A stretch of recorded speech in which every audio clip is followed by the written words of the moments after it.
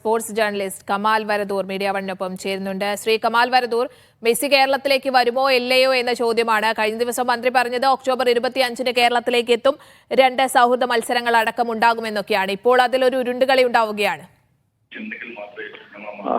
അതായത് ഇതിന്റെ തുടക്കം മുതൽ എനിക്കിപ്പോഴും ഓർമ്മയുണ്ട്. ഞാൻ പാരീസ് ഒളിമ്പിക്സ് കഴിഞ്ഞ് വന്നതിന് ശേഷം അങ്ങനെയാണ്. അതായത് ആ സമയത്താണ് അദ്ദേഹം സ്പെയിനിലേക്ക് പോകുന്നു. സ്പെയിനിൽ നിന്ന് അർജന്റീനൻ ഫുട്ബോൾ അസോസിയേഷൻ ഭാരവാഹികളെ കാണുന്നു, മെസ്സി വരുന്നു എന്നൊക്കെ പറഞ്ഞിട്ടുള്ള വാർത്തകൾ വന്നു.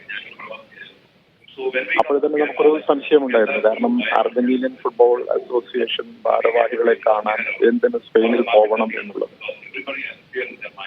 അദ്ദേഹം അതിനൊരു മറുപടിയായിട്ട് പറഞ്ഞത് സ്പെയിനിൽ വെച്ച് അർജന്റീനൻ ഫുട്ബോൾ ഫെഡറേഷൻ മാർക്കറ്റിംഗ് ഓഫീസറെ കണ്ടു എന്നെല്ലാമാണ്. എന്തായാലും മെസ്സി വരണം, നമ്മുടെ വലിയ ആഗ്രഹമാണത്. മെസ്സി വരണം, കേരളത്തിൽ കളിക്കണം. കേരളത്തിലെ ഫുട്ബോൾ പ്രേമികൾക്ക് മെസ്സി കളിക്കുന്നത് നേരിൽ കാണണം. ഇതെല്ലാം നല്ല കാര്യമാണ്. പക്ഷേ മെസ്സി, നമുക്കിപ്പോൾ ഒരു രാജ്യാന്തര ഫുട്ബോളുമായി ബന്ധപ്പെട്ടുള്ള കുറച്ചുകൂടി അറിവുകൾ ഉള്ളതിനാൽ പെട്ടെന്ന് സാധ്യമാവുന്ന കാര്യമല്ല. എന്ത് പറഞ്ഞാലും ഇപ്പോൾ അദ്ദേഹത്തിന്റെ ശ്രമം, കേരള സർക്കാരിന്റെ ശ്രമം വിജയിക്കട്ടെ. ഞാൻ നേരത്തെ പറഞ്ഞതുപോലെയാണ്.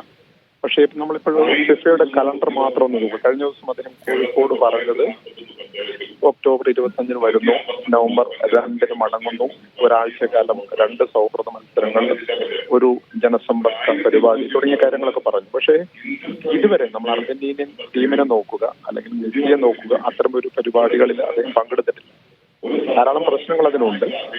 അപ്പോൾ അദ്ദേഹം അത് പറഞ്ഞപ്പോൾ ചെറിയ നമ്മൾ വിശ്വസിക്കുമ്പോഴും ഇത് സാധ്യമാണെന്ന് സംശയം ഉണ്ടായിരുന്നു. ഇപ്പോൾ ഇന്ന് അദ്ദേഹം പറയുന്നു, പിന്നീട് പറയുന്നു. എന്തായാലും വളരെ പോസിറ്റീവായിട്ട് നമ്മൾ ചിന്തിക്കുമ്പോൾ അർജന്റീന വരണം. പക്ഷെ എനിക്ക് തോന്നുന്നില്ല, ഇപ്പോഴും എന്റെ ഒരു വിശ്വാസത്തില് അർജന്റീനിയൻ ടീം കേരളത്തിൽ വരുമ്പോൾ ഏത് ഗ്രൗണ്ടിൽ കളിക്കും, അവർ ലോക വിന്നേഴ്സാണ്, അവർക്കുള്ള സാഹചര്യങ്ങളുണ്ടോ, സെക്യൂരിറ്റി ഉണ്ട്, ധാരാളം പ്രശ്നങ്ങൾ അവിടെ കിടക്കുന്നുണ്ട്.